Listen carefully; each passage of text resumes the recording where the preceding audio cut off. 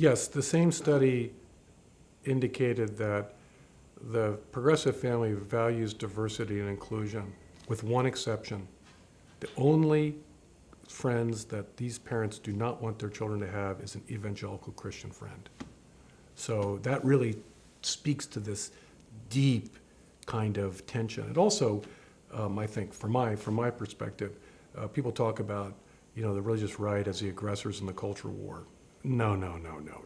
The progressive family has got a lot of aggression, and it's very punitive of those who disagree with its values. So where do we go from here? It's an interesting question.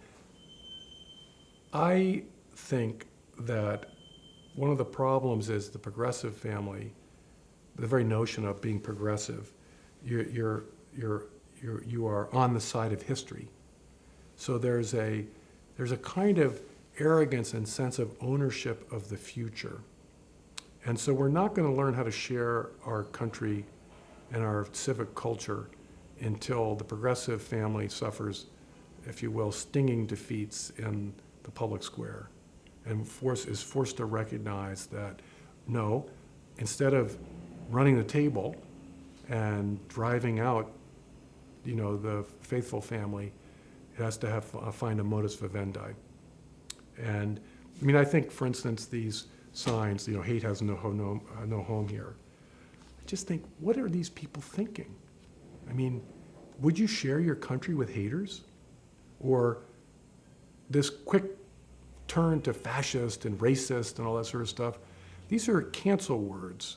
You don't share your country with people who are morally repugnant, as opposed to people who are maybe morally mistaken, or certainly politically mistaken. That's a perfectly normal state of affairs.